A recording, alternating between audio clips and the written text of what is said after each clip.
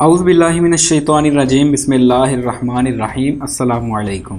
History of Islam series کی اگلی قسم میں خوش آمدید۔ دوستو، ہجرت مدینہ کے بعد یثرب کا شہر اسلامی دنیا کا مرکز بن گیا، جو بعد ازاں مدینہ النبی صلی اللہ علیہ وآلہ وسلم کے نام سے موسوم ہوا۔ اگر غور سے دیکھا جائے تو مسلمانوں کی سیاسی زندگی کا آغاز اسی وقت سے شروع ہوتا ہے۔ مکہ معظمہ میں سیاسی لحاظ سے انہیں ایک معمولی اقلیت کی حیثیت حاصل تھی، جبکہ اقتصادی اور سیاسی لحاظ سے کفار مکہ کو غلبہ حاصل تھا اور مسلمان ان کے سامنے بے بس تھے۔ وہ نہ تو دین حق کی اعلانیہ تبلیغ کر سکتے تھے اور نہ ہی آزادی سے وہ اسلامی اصولوں کے مطابق زندگی بسر کر سکتے تھے۔ مگر ہجرت مدینہ کی بدولت مسلمان ایک محکوم اقلیت سے ایک غالب اکثریت میں تبدیل ہو گئے۔ ہجرت سے قبل مکہ میں ان مظلوم اور بے کس مسلمانوں کے اموال اور جانیں محفوظ نہیں تھیں، مگر مدینہ میں وہ ایک آزاد خود مختار ریاست کے شہری بن گئے اور ان کی یہی ریاست بعد میں اسلامی مملکت کی شاندار توسیع اور اسلام کی عالمگیر اشاعت کا باعث بنی۔ دوستو، اگر بنظر غیر ہجرت مدینہ کا مطالعہ کیا جائے تو اس بات کو ثابت کرنے میں کوئی دقت محسوس نہیں ہوتی کہ مسلمانوں کی سیاسی زندگی میں یہ واقعہ ایک موڑ کی حیثیت رکھتا ہے، کیونکہ مدینہ میں آ جانے کے بعد فی الحقیقت مسلمانوں کی سیاسی زندگی کا نیا باب شروع ہوا۔ مہاجرین مکہ اور انصار مدینہ رشتہ اخوت میں منسلک ہو کر ایک متحدہ قوم بن گئے، جو اپنی مجموعی طاقت کی بنا پر حفاظت خود کی خاطر اغیار سے دو ہاتھ کرنے کے لیے تیار تھے۔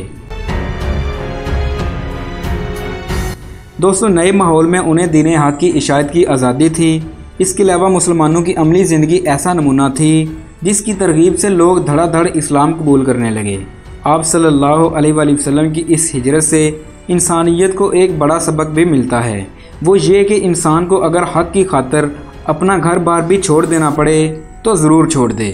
حق کی حمایت میں اسے کبھی مایوس نہیں ہونا چاہیے، آخر فتح ہمیشہ حق کی ہی ہوا کرتی ہے۔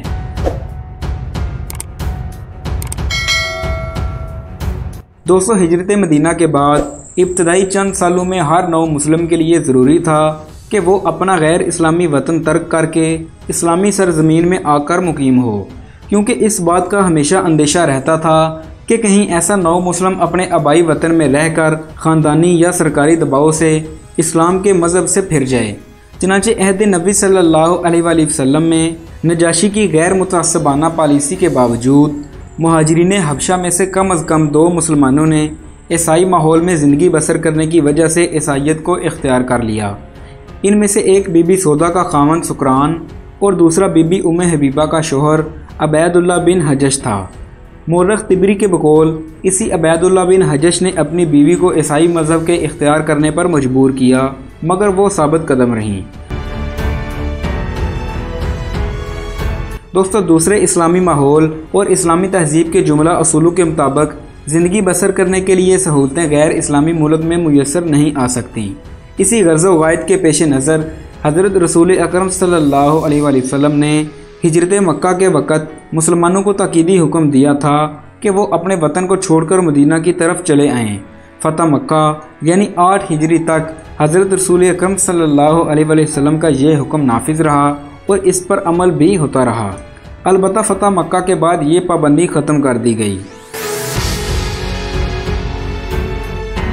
دوستو، ترک وطن کے ساتھ ہی نبوت کا پہلا دور ختم ہو جاتا ہے اور ڈاکٹر حمید اللہ کے مطابق مکہ میں ان 13 سالوں میں اسلام کے پیروکاروں کی اچھی خاصی تعداد ہو گئی، مگر یہ تعداد چند 100 سے زیادہ نہ تھی، جبکہ مکہ معظمہ کے باہر کے علاقوں میں بھی اسلام پھیلتا رہا، مگر کہیں بھی مسلمان باقاعدہ منظم جماعت کی صورت میں انتظامی معاملات کو ہاتھ میں نہ لے سکے اور دنیا کے سامنے اسلامی اصولوں کے مطابق اجتماعی زندگی بسر کرنے کی برکات کا مظاہرہ نہ کر سکے۔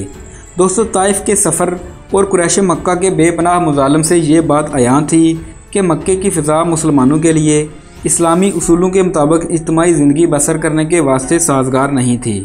اب یہ ضرورت محسوس ہوئی کہ مکے کو چھوڑ کر مسلمان کسی دوسرے موزوں مقام کی طرف منتقل ہو جائیں، جہاں وہ قرآنی اصولوں کے مطابق زندگی بسر کر کے دنیا پر اس حقیقت کو واضح کر دیں کہ اسلام دنیا کے لیے کتنی بڑی رحمت اور نعمت ہے۔ دوستو یہیں پر حضور نبی اکرم صلی اللہ علیہ وآلہ وسلم کی مکی زندگی کا اختتام ہو جاتا ہے۔ اگلی قسطوں میں ہم رسول اکرم صلی اللہ علیہ وآلہ وسلم کی مدنی زندگی کے بارے میں بات کریں گے۔ اگر آپ جاننا چاہتے ہیں کہ کرونا وائرس کیا ہے اور رسول پاک صلی اللہ علیہ وآلہ وسلم نے 1400 سال پہلے ہی کرونا وائرس کے متعلق کیا فرمایا تھا، تو یہ جاننے کے لیے سامنے اسکرین پر ٹچ کیجئے۔ تو ملتے ہیں اسلام کی ایک نئی ویڈیو کے ساتھ، تب تک کے لیے اللہ حافظ۔